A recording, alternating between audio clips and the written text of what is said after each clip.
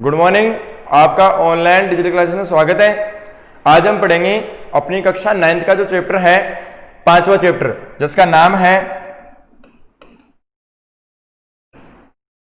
जिसका नाम है यूक्लिड की ज्यामिति का परिचय। अपना जो चैप्टर है वो है यूक्लिड की ज्यामिति का परिचय। अब देखना, यूक्लिड की ज्यामिति का परिचय अपना चैप्टर का नाम रहेगा, जहां ज्यामिति का अर्थ है जियोमेट्री, अर्थात किसी आकृति का मापन। ठीक है, तो यहां पर इसका अर्थ होता है मापन। मतलब जैसे कोई आपको आकृति दी जाएगी, जैसे इसके बाद इसमें हम पढ़ेंगे रेखाएं क्या होती हैं, रेखाखंड क्या होते हैं। उसके बाद में किरण आपको बता दें किरण क्या होती हैं। ठीक है, और उसके बाद में आपको बता दें इन रेखाओं के बारे में। यहां पर हम विस्तार रूप से पढ़ेंगे कि यहां पर रेखा और रेखाखंड में क्या अंतर है, अर्थात इनकी परिभाषाएं क्या होती हैं। और यूक्लिड के अनुसार यहां पर कुछ अभिधारणाएं दी गई हैं, और क्या अभिधारणा है वो आपको बताएंगे विस्तार रूप से। तो मैं बात करता हूं रेखा क्या होती है। ठीक है, बात करता हूं रेखा, क्योंकि जो अपनी अभिधारणा है हम उसमें रेखा और जो अपने वर्त हैं उनके बारे में हम डिस्कस करेंगे, उनके बारे में हम पढ़ेंगे। कहने का मतलब यहां पर आप लोग रेखा और रेखाखंड और उनके बारे में आकृतियां जो बनती हैं उनके बारे में हम पढ़ेंगे। बात करते हैं रेखा क्या है। तो रेखा क्या है? रेखा वह रेखा होती है, ठीक है, जिनका अंतिम बिंदु ज्ञात नहीं होता, अर्थात जिनके दो बिंदु होते हैं, दोनों बिंदु आगे की ओर बढ़ रहे होते हैं, दोनों बिंदु आगे की ओर बढ़ रहे होते हैं, वो होती है रेखा, अर्थात अनिश्चित माप, जिसका माप नहीं होता। ठीक है ना, जिसका माप नहीं होता वो क्या है? वो है रेखा। ठीक है, जिसका माप नहीं होता वो क्या है? रेखा है। बात करते हैं अपन कि रेखाखंड क्या है। तो देखना, रेखाखंड क्या है? रेखाखंड है जिसका एक निश्चित माप होता है, अर्थात जिसका जो बिंदु है उनका निश्चित मान होता है। जैसे एक ये हो गई रेखा खंड, इसका एक बिंदु ए हो गया, ये हो गया बी, इसका माप हो गया 5 सेंटीमीटर, ये हो गई रेखा। बात कर लेते हैं किरण। किरण जो है उसमें एक बिंदु निश्चित होता है, लेकिन वह जो उसका दूसरा जो बिंदु है वो अनंत होता है, अर्थात दूसरा बिंदु ज्ञात नहीं होता।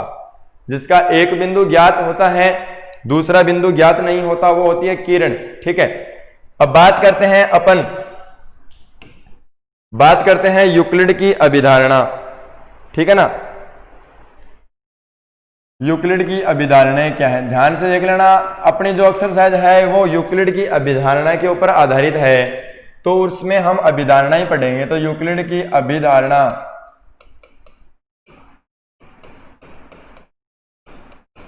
यूक्लिड की अभिधारणा यहां पर मैं बताने जा रहा हूं।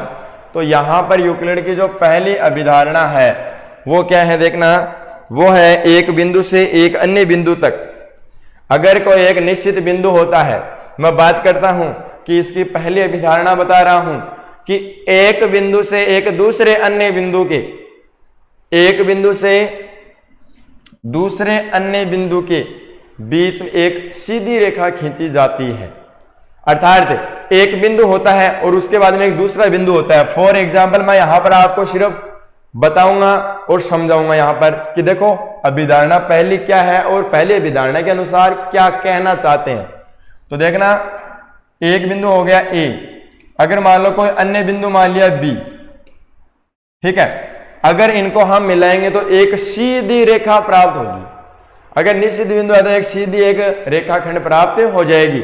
कहने का मतलब ये जो है वो एक सीधी रेखा प्राप्त हो जाएगी, अर्थात ये रेखा प्राप्त होती है।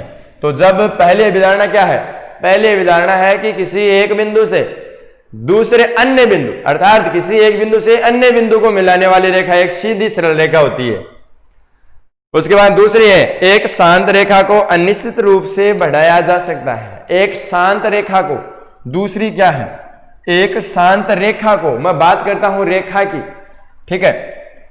तो ये एक रेखा है, ठीक है, ये एक रेखा है।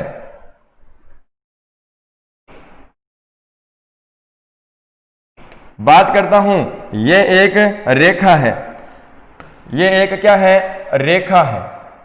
तो देखो जो रेखा जो होती है उनका दोनों निश्चित मान नहीं होते, अर्थात दोनों जो मान है प्रारंभिक या अंतिम बिंदु जो हैं वो अनंत होते हैं, अर्थात उनका मान निश्चित नहीं होता। जैसे मान लो ये एक रेखा है, ठीक है, तो दूसरी अभिधारणा के अनुसार कि एक शांत रेखा को दोनों ओर से अनंत रूप तक बढ़ाया जा सकता है। इस प्रकार से आप इस रेखा को क्या कर सकते हैं, आगे की ओर बढ़ा सकते हैं।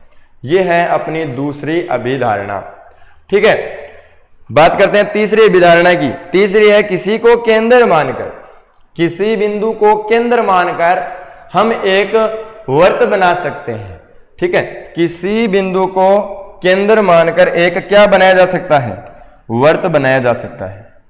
तो यहां पर बात कर लेते हैं तीसरी अभिधारणा जो है, ठीक है, यहां पर बात कर लेते हैं तीसरी अभिधारणा जो है।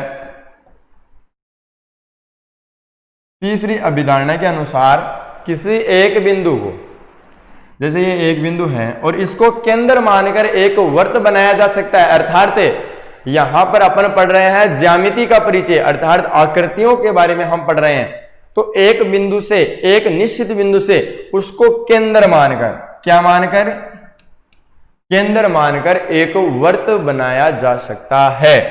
यह है, तो देखो यहां पर वर्त ये बना दिया, ठीक है। तो इसका जो एक केंद्र बिंदु जो है वो हो गया ये। तो एक केंद्र बिंदु से, एक केंद्र बिंदु से, एक केंद्र बिंदु से एक वृत्त बनाया जाता है। यह है तीसरी अभिधारणा। चौथी है, सभी समकोण एक दूसरे के बराबर होते हैं। चौथी जो अभिधारणा है वो है सभी समकोण, सभी समकोण एक दूसरे के क्या होते हैं, बराबर होते हैं। ये है सभी समकोण एक दूसरे के क्या होते हैं, बराबर होते हैं, ठीक है ना। अब जैसे मान लो हमें पता है कि समकोण का अर्थ है, बात करते हैं समकोण की। समकोण का अर्थ है जिसका एक कोण 90 डिग्री होता है, जिसका एक कोण 90 डिग्री होता है उसको हम क्या बोलेंगे, समकोण बोलेंगे। तो ये इसका समकोण है। तो किसी भी त्रिभुज में या किसी अन्य आकृति में जो समकोण होता है वो सभी में क्या होते हैं, बराबर होते हैं। अर्थात समकोण का जो मान है, समकोण का जो मान है वो 90 डिग्री है। अगर यहां पर 90 डिग्री है, मैं एक अन्य आकृति लेता हूं, मैं आकृति ले लेता हूं यहां पर एक आयताकार की, यहां पर मैं आकृति लेता हूं एक आयत के आकार की, तो यहां पर भी क्या है, समकोण है। तो मैं यहां पर लिखूंगा 4 समकोण है। तो बात करते हैं यहां पर भी समकोण है, कितने भी समकोण हो लेकिन एक समकोण का जो मान है वो 90 डिग्री के बराबर होता है। कहने का मतलब सभी समकोण एक दूसरे के बराबर होते हैं। तो यहां पर मैं 4 समकोण बता रहा हूं, तो प्रत्येक समकोण है वो एक दूसरे के इक्वल है, एक दूसरे के बराबर है। बात करते हैं पांचवी अभिधारणा, जो अपनी सबसे अच्छी अभिधारणा रहेगी यहां पर, इससे क्वेश्चन भी है यहां पर। तो बात करते हैं पांचवी अभिधारणा की। पांचवी अभिधारणा है, जब दो रेखाएं होती हैं, जब दो रेखाएं हैं, एक तो ये रेखा है और एक ये रेखा है। जब दो रेखाओं को एक अन्य रेखा द्वारा काटा जाए, एक अन्य रेखा द्वारा काटा जाए, ठीक है, ध्यान से सुनना। जो पांचवी अभिधारणा है उसके अनुसार क्या है, जब दो रेखाएं हो और उनको एक अन्य रेखा द्वारा काटा जाए, एक अन्य रेखा द्वारा काटा जाए तो वहां पर जो अंतःकोण बनते हैं, वहां पर जो अंतःकोण बनते हैं, मैं बात कर रहा हूं अंतःकोण की, तो आपको बता दूं कि ये जो दोनों कोण है वो अंतःकोण है। तो इन दोनों अंतःकोणों का जो योग है वो 180 डिग्री से छोटा है, उस तरफ दोनों रेखा एक दूसरे को प्रतिच्छेद करेंगी। अर्थात इधर मान छोटा है, इसका मतलब मैं जब इनको आगे बढ़ाऊंगा, जब मैं इनको आगे बढ़ाऊंगा तो कहीं ना कहीं एक बिंदु पर ये अवश्य रूप से काटेंगी। तो बात करते हैं यहां पर कि कोण 1 और कोण 2 जो है उन दोनों का मान है 180 डिग्री से छोटा होता है। तो बात करते हैं जो पांचवी अभिधारणा है उसके अनुसार है कि दो रेखा है। अब वो रेखाएं कैसी है ये नहीं पता कि समांतर है कि प्रतिच्छेदी रेखाएं हैं, वो रेखाएं कब पता लगेगा? पांचवी अभिधारणा के अनुसार जब दो रेखाएं होती है उनको एक अन्य तिर्यक रेखा द्वारा काटा जाता है या उन पर एक रेखा तिरछी रेखाएं होती हैं, ठीक है, तो वहां पर अंतःकोण बनते हैं। यदि अंतःकोण 1 और 2 का मान है 180 डिग्री से छोटा होता है तब तो रेखाएं उसी ओर से रेखाएं एक दूसरे को काटेंगी। तो यहां पर अगर हमें बताना है कि अपनी रेखाएं समांतर होती हैं तो उसके लिए हम क्या करेंगे, बात करेंगे अपने क्वेश्चंस में। तो उसमें अपन क्वेश्चंस में बात करेंगे। तो अब ले चलते हैं आपको अपने क्वेश्चंस की ओर। तो बात करते हैं अपने क्वेश्चन की। तो देखना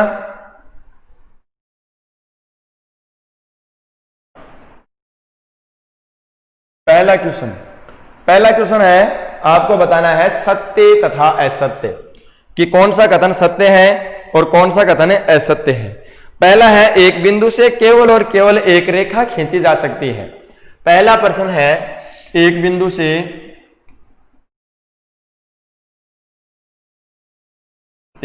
से केवल और केवल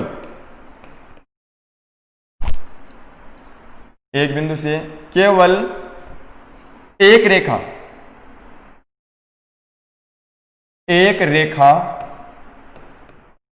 खींची जा सकती है। यह हमें बताना है कि अपना कथन जो है, अपना जो ये यहां पर जो अपना एक कथन है, अपना जो स्टेटमेंट यहां पर जो रहेगा वो सत्य है या असत्य, गलत है या सही है। सही है तो देखो कैसे, गलत है तो कैसे है, देखना ध्यान से। एक बिंदु की मैं बात कर लेता हूं, जैसे मान लो एक ये अपना कोई बिंदु है, तो यहां पर तो ये लिखा है कि एक बिंदु से केवल एक रेखा जाती है, अर्थात एक पॉइंट से, ये यहां पर एक पॉइंट हो गया, क्या इस पॉइंट से एक ही रेखा जा सकती है? तो यहां पर अपने को सोचना है और यहां पर अपना आंसर रहेगा नहीं, अर्थात अपना आंसर रहेगा असत्य। अपना आंसर क्या रहेगा? असत्य। कारण मैं यहां पर बताऊंगा आपको कि एक बिंदु जो होता है, एक बिंदु जो होता है उससे मैंने एक ये रेखा खींच दी, उसके बाद में मैंने एक ये रेखा खींच दी, उसके बाद में मैंने एक ये रेखा खींच दी। इस प्रकार से आप यहां पर अनंत रेखाएं खींच सकते हैं। यहां पर क्या खींच सकते हैं? एक बिंदु से अनंत रेखाएं खींची जा सकती है। लेकिन यहां पर अपना जो क्वेश्चन था वो क्या है? केवल एक रेखा, जो कि कथन असत्य है। तो यहां पर अपना आंसर रहेगा असत्य। बात करते हैं सेकंड कथन की। दूसरा, दो भिन्न बिंदुओं से होकर जाने वाली असंख्य रेखाएं होती है। दो भिन्न बिंदु हैं, ठीक है, उनसे गुजरने वाली असंख्य रेखाएं होती है। देखना ध्यान से। बात करते हैं दूसरे कथन की। दूसरा कथन है दो भिन्न बिंदुओं से असंख्य रेखाएं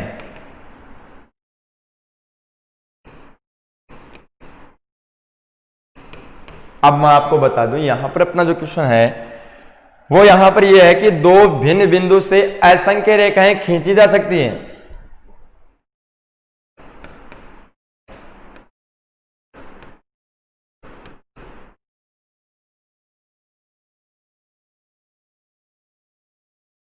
हमें बताना है कि दो भिन्न बिंदु हैं, अर्थात भिन्न का मतलब अलग अलग दो बिंदु हैं, उनसे असंख्य रेखाएं खींची जा सकती है कि यह कथन सत्य है या असत्य। तो बात कर लेते हैं इस कथन की। मैंने दो बिंदु ले लिए, ठीक है। अब अपन याद करेंगे यहां पर यूक्लिड की प्रथम अभिग्रहित अर्थात पहली अभिधारणा, पहली जो अभिधारणा है उसके अनुसार एक बिंदु तथा अन्य बिंदु को मिलाने वाली एक रेखा होती है। बात करते हैं अपना जो पहला अर्थात अपना जो पहली अभिधारणा है यूक्लिड की, उसके अनुसार दोनों बिंदुओं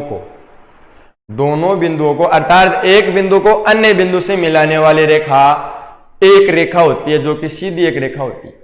बात करते हैं यहां पर अलग अलग है कि दो भिन्न भिन्न बिंदु अर्थात दो भिन्न भिन्न बिंदु मैंने ले लिए, उनको मैं मिला रहा हूं तो केवल एक रेखा होगी। केवल क्या होगी? एक रेखा होगी। तो यहां पर केवल क्या हो जाएगी? एक रेखा हो जाएगी। ठीक है, बिंदुओं को मिलाने वाले जो रेखाएं हैं वो क्या हो गई है? दो भिन्न भिन्न बिंदुओं को मिलाने वाली रेखा अर्थात एक रेखा होती है। तो यहां पर है असंख्य रेखा, तो यहां पर यह कथन भी क्या है? असत्य है। असत्य है, कारण मैंने बता दिया। असत्य क्यों है?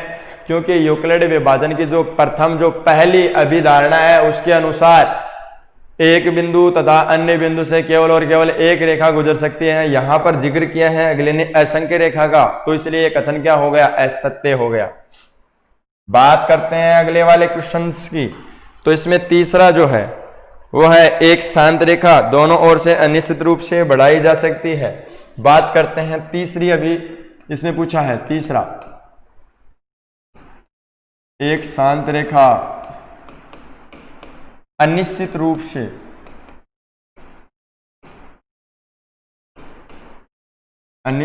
से बढ़ाई जा सकती है। बढ़ाई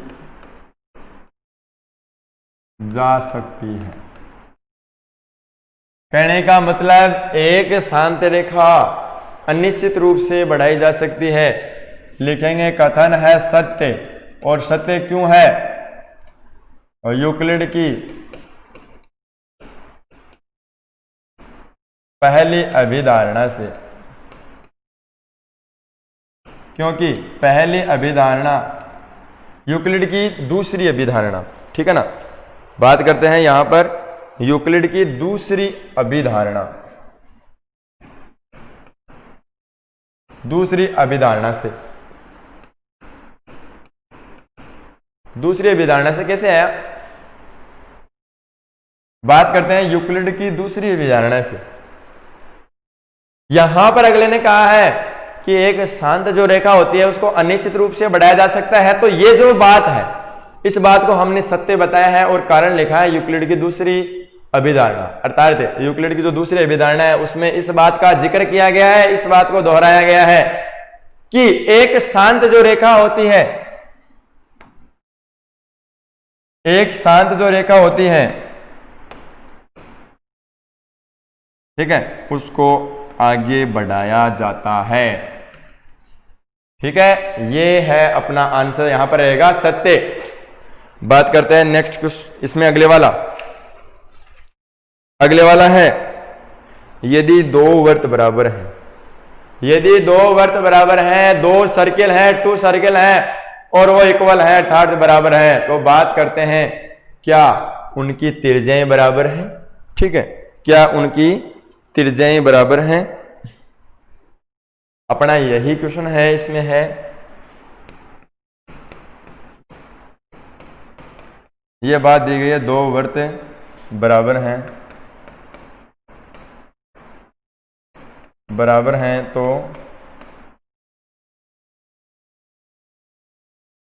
उनकी त्रिज्याएं बराबर होती हैं, तो उनकी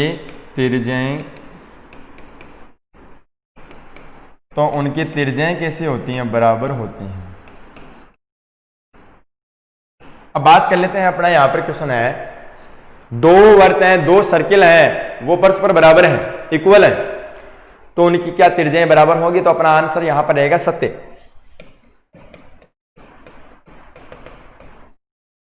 कारण क्या रहेगा? कारण रहेगा जैसे दो वर्त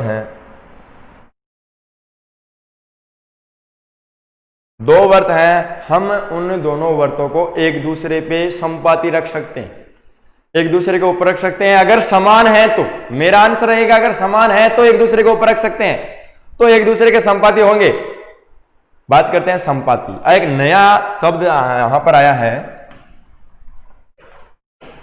एक नया शब्द आया है संपाती। बात कर लेता हूं, मैं बात करता हूं संपाती की। जैसे एक रेखा है, दूसरी रेखा भी उसी के ऊपर से गुजरती है, तो ये रेखाएं आपस में संपाती हैं। फॉर एग्जाम्पल अपन ने यहां पर जिक्र किया है दो वर्तों का, दो वर्त परस्पर समान है। देखो दो वर्त परस्पर जैसे मान लो समान है, ठीक है, ये वर्त आपस में समान है, तो इनको एक दूसरे के संपाती रखेंगे।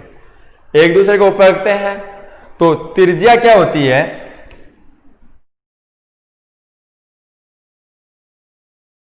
ये वर्त है, इसी के ऊपर मैंने दूसरा वर्त रख दिया, क्योंकि वर्त बराबर हैं तो एक दूसरे के ऊपर रख सकते हैं, और एक दूसरे को रख सकते हैं अर्थात वो दोनों संपाती हैं।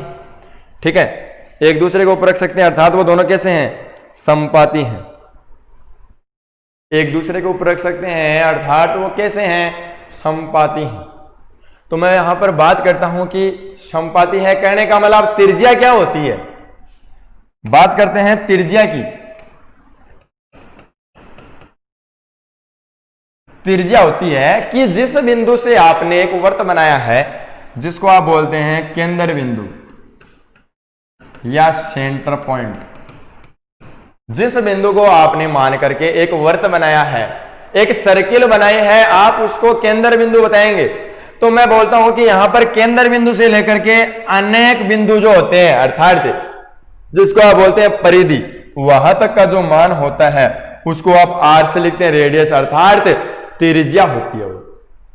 तो बात करते हैं ये जो त्रिज्याएं हैं वो आपस में क्या होंगी, बराबर होंगी। इसलिए कथन क्या है, सत्य है। और ये अपनी जो है वो अभिधारणा में जिक्र किया गया है, और अभिधारणा जो है उसमें बताया गया है तीसरी अभिधारणा में कि किसी केंद्र को बना करके किसी केंद्र बिंदु से एक वर्त खींचा जा सकता है।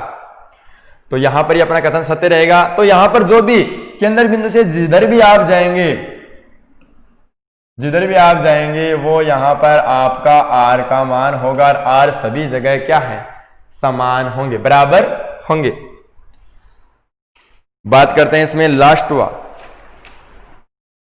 लास्ट में जो है पांचवी कथन सत्य है कि असत्य, ये हमें बताना है। ए बी बराबर पी क्यू, पी क्यू बराबर एक्स वाई, तो ए बी बराबर एक्स वाई होगा क्या, ये हमें बताना है। अपना चित्र बताया गया है, तीन रेखाएं हैं, एक तो ए बी है, एक पी क्यू है, एक एक्स वाई है, रेखाखंड है। एक ये है, एक ये है, एक ये है। तीनों रेखाएं हैं, अलग अलग है यहां पर रेखाएं, तीनों रेखाएं अलग अलग रेखाएं हैं, रेखाखंड है। तीनों क्या है, रेखाखंड है।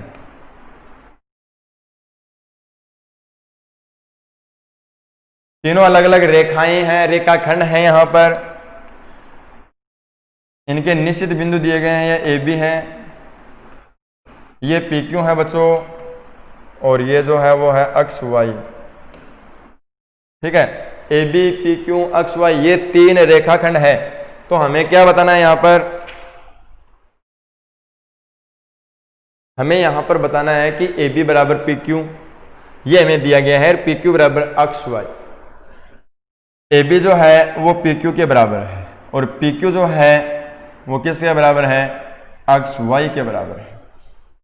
ठीक है, तो यहां पर देखो अपने को दिया गया है ए बी बराबर पी क्यू। में बात करता हूं आगे,